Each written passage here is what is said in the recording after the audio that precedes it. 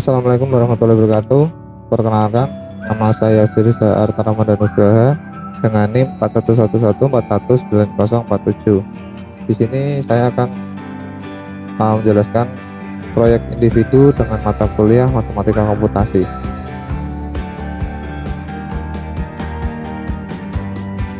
Yaitu dengan judul kecerdasan buatan dengan menggunakan metode forward chaining dan backward chaining. Forward chaining yang pertama, forward chaining adalah penalaran yang dikendalikan oleh data atau data driven brainstorming. Yang kedua, penalaran dimulai dari data yang diketahui dan memproses maju pada data. Yang ketiga, setiap kali hanya aturan paling atas yang akan dieksekusi. Yang keempat, ketika sebuah aturan ditambah, aturan yang akan menambah fakta baru dalam database. Yang kelima, sembarang aturan hanya dieksekusi satu kali. Yang keenam, siklus penembakan atau pencocokan match fire berhenti ketika tidak ada lagi aturan yang dapat ditembak. Yang ketujuh, forward chaining adalah teknik untuk mengumpulkan informasi dan kemudian menalarnya. Yang kedelapan, beberapa aturan dapat dieksekusi meskipun aturan tersebut tidak memunculkan tujuan atau kesimpulan. Backward chaining. Yang pertama, backward chaining adalah penalaran yang dikendalikan. Yang kedua, SP mempunyai tujuan atau hipotesis solusi. Mesin inference mencoba untuk mencari evidence bukti untuk membuktikannya. Yang ketiga, pertama, knowledge base dicari untuk menemukan aturan yang mungkin mempunyai solusi yang dibutuhkan. Yang keempat, aturan harus mempunyai tujuan dalam bagian dan atau aksi, yaitu jika aturan ditemukan sedangkan bagian if atau kondisi cocok dengan data dalam database, maka aturan tertembak dan tujuan terbukti. Lalu jika tidak, maka mesin inferensi akan meletakkan aturan tersebut dalam daerah kerja atau set saja atau stuck, dan mindset lagi tujuan baru untuk membuktikan bagian if dalam aturan tersebut. Lalu yang kelima, knowledge base mencari aturan yang dapat membuktikannya. Yang keenam, mesin inferensi mengulang kembali proses pembuktian aturan atau stacking rule sampai tidak ada lagi aturan dalam knowledge base untuk membuktikan subtool saat itu. Lalu yang pertama, jika pakar perlu mengumpulkan beberapa informasi dan mencoba menalar dari fakta apapun yang dapat dinalar, maka menggunakan forward chaining. Yang kedua, jika pakar memulai dari hipotesis, solusi dan mencoba menemukan fakta untuk membuktikannya, maka menggunakan backward chaining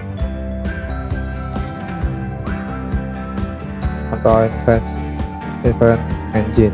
Yang ketiga, forward chaining adalah cara alami untuk mendesain sistem pakar untuk analisis dan interpretasi. Misal, general sistem pakar untuk menentukan struktur molekul dari cairan dasar yang tidak diketahui.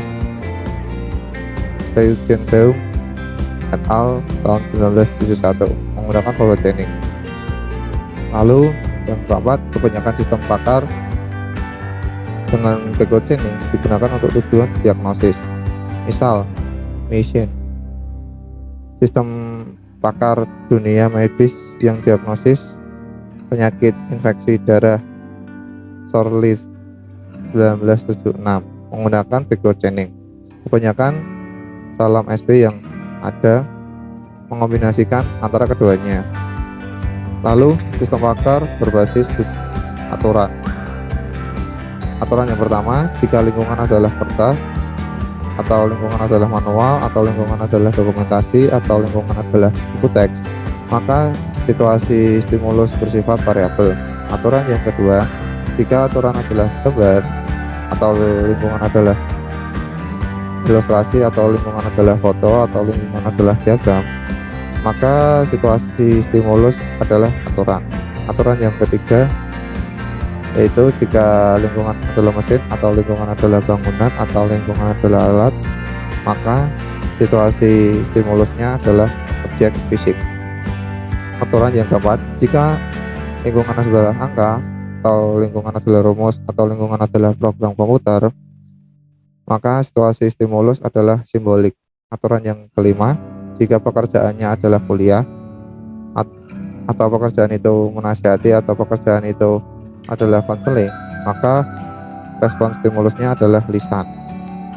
Aturan keenam, jika pekerjaan membangun atau pekerjaan memperbaiki atau pekerjaannya adalah pemetahan, maka respon stimulusnya langsung dilakukan.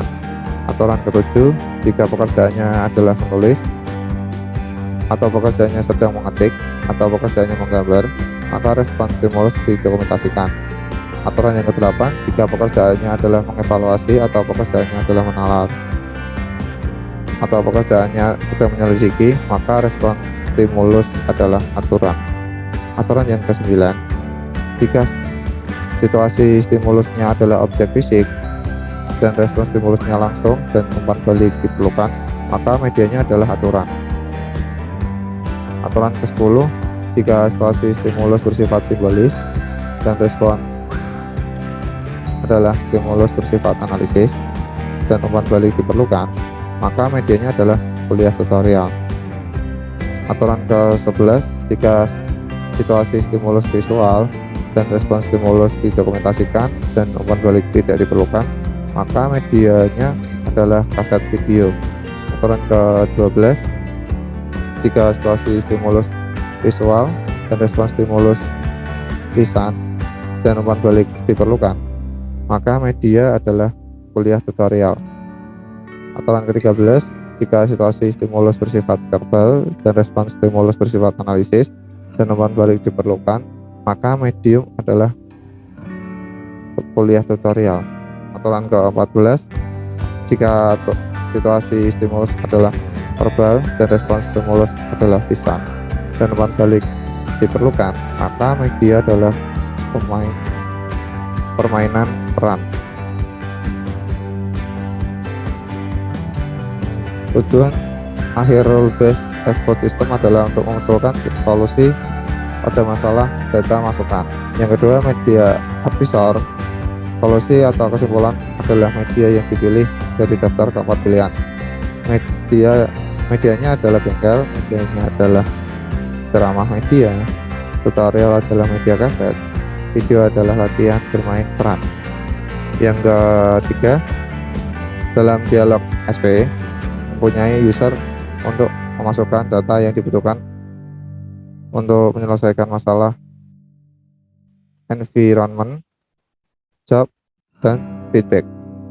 Yang keempat, berdasarkan jawaban yang diberi oleh user, SP menerapkan aturan dari knowledge base untuk menalar stimulus situasi adalah physical object, stimulus respon adalah hands on.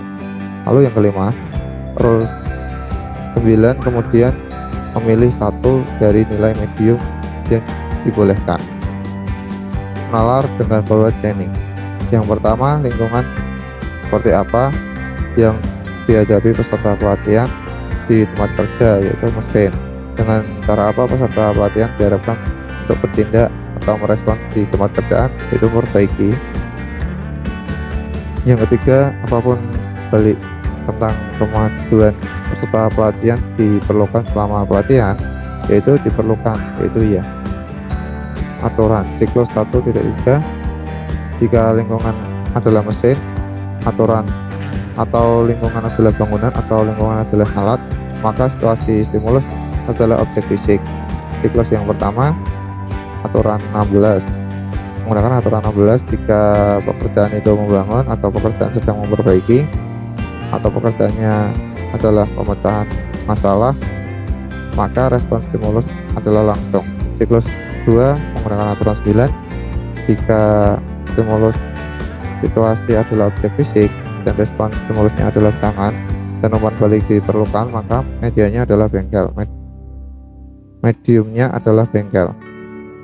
Tidak ada aturan yang masih dapat ditembak atau berhenti. Kasus yang pertama, lingkungan seperti apa yang dihadapi peserta pelatihan di tempat kerja, yaitu diagram dengan cara apa peserta pelatihan diharapkan untuk bertindak atau merespon di tempat kerja, yaitu menasihati. Apakah umpan balik tentang kemajuan peserta pelatihan diperlukan selama pelatihan? Diperlukan, yaitu ya. Kasus yang kedua, lingkungan seperti apa yang dihadapi peserta pelatihan saat kerja, yaitu program komputer. Dengan cara apa peserta pelatihan diharapkan untuk bertindak atau merespon pekerjaan, yaitu penalaran. Apakah umpan balik tentang kemajuan peserta pelatihan diperlukan selama pelatihan? Diperlukan, yaitu ya. Kasus yang ketiga, lingkungan seperti apa yang dihadapi peserta pelatihan tempat kerja, itu buku teks. Dengan cara apa peserta pelatihan diharapkan untuk bertindak atau merespon di tempat kerja, yaitu menggambar. Apakah umpan balik tentang kemajuan peserta pelatihan diperlukan selama pelatihan? Diperlukan, yaitu ya. Kasus yang keempat, lingkungan seperti apa yang dihadapi peserta pelatihan saat kerja, yaitu diagram. Dengan cara apa peserta pelatihan mengharapkan untuk bertindak atau merespon pekerjaan, yaitu bangunan. Apakah umpan balik tentang kemajuan peserta pelatihan diperlukan selama pelatihan? Tidak perlu, yaitu tidak. Menalar dengan backward chaining. Lolos 4, mencoba rule 6. Perlu mencari fakta, yaitu job. Rule 6, fakta job. Dicari sebagai building. Nanyai pekerjaan, repairing job. Diinstalasikan oleh user dengan menggunakan repairing. Mencoba rule 6, stimulus respon. Diinstalasi oleh rule 6 menjadi hands on. Lulus 5, mencoba rule 9, perlu mencari fakta feedback. Rule 9 ditumpuk, fakta feedback dicari sebagai reward. Mempunyai umpan balik, yaitu reward feedback. Diinstalasi oleh user dengan memasukkan reward. Mencoba rule 9, medium diinstalasi oleh user. Rule 9 menjadi workshop. Media adalah bengkel. Nah, ini diagram penalaran dari tujuan. Tujuan itu ada aturan 9, aturan 10, aturan 11, aturan 12, aturan 13, aturan 14, dan aturan 15. Dari aturan 9 kita dapat stimulus situasi, stimulus respon, dan masukan. Stimulus situasi yaitu ada aturan 1, aturan 2, aturan 3, aturan 4. Kita menggunakan aturan 3, yaitu lingkungan. Dari lingkungan itu ada ya bertanya lingkungan. Lalu dari stimulus respon ada aturan 5, aturan 6, aturan 7, aturan 8. Kita menggunakan aturan 6, yaitu tentang job, bertanya job. Lalu masukan itu ada bertanya masukan. Menalar dengan backward chaining. Bagaimana jika hipotesis adalah medium is workshop tapi lingkungan adalah angka pekerjaan, sedangkan menyelidiki umpan balik diperlukan, yaitu ya. Lalu yang kedua, bagaimana jika hipotesis adalah medium is workshop tetapi lingkungan adalah umpan balik, pekerjaan adalah menulis. Yaitu lingkungan adalah umpan balik, pekerjaan adalah menulis, fotografi tidak diperlukan atau tidak. Kasus lain, fakta tidak lengkap. Bagaimana jika hipotesisnya adalah medium is workshop tetapi lingkungan adalah mesin, pekerjaan sedang diperbaiki? Perlu diperhatikan, backward chaining tidak selalu bertanya ketika proses penalaran. Bisa dimulai dengan memasukkan fakta, kemudian mulai menalar. Di tengah jalan, SP bisa bertanya untuk menambahkan fakta baru. Lalu ada kelebihan sistem pakar. Yang pertama, representasi pengetahuan yang alami, yaitu pakar biasa yang menjelaskan prosedur penyelesaian masalah dengan pernyataan, yaitu dalam situasi seperti ini saya melakukan seperti ini. Ini dinyatakan oleh aturan prosedur if then. Yang kedua, struktur yang berseragam, yaitu aturan produksi menggunakan if then semua. Setiap aturan adalah pengetahuan yang independen satu sama lain. Lalu yang ketiga, perpisahan pengetahuan dari pemrosesan, yaitu struktur rule based expert system memberi permasalahan ke knowledge base dari mesin inference ke efektif. Lalu agar mesin semakin pintar, maka knowledge engineer hanya menambahkan beberapa aturan pada knowledge base tanpa mengintervensi struktur kontrol. Lalu yang keempat, menyelesaikan pengetahuan yang tidak lengkap dan tidak pasti. Itu kebanyakan role based expert system dapat mempresentasikan dan menalar pengetahuan yang tidak lengkap dan tidak pasti. Lalu kekurangan sistem pakar, hubungan yang tidak jelas antara aturan.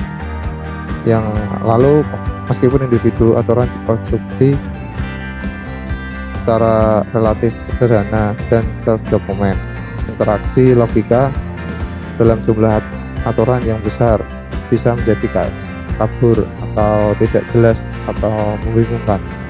Lalu sulit diamati bagaimana setiap individu memberikan semua strategi. Masalah ini akan terlihat ketika aturan produksi disusun dalam hierarki. Strategi pencarian tidak efektif. Yang kedua, lalu mesin inferensi menerapkan exhaustive search pada semua aturan produksi di setiap siklus. Lalu sistem pakar dengan aturan yang besar lebih dari 100 bisa menjadi lambat dan tidak cocok untuk aplikasi yang real time. Lalu yang ketiga, tidak dapat belajar. Umumnya role based expert system tidak mempunyai kemampuan untuk belajar dari pengalaman. Lalu tidak bisa secara otomatis memodifikasi knowledge base atau menyesuaikan aturan atau menambah aturan baru. Lalu knowledge engineer masih bertanggung jawab pada revisi dan pengelolaan sistem. Sekian presentasi proyek mandiri di video saya. Kurang lebihnya mohon maaf. Wassalamualaikum warahmatullahi wabarakatuh.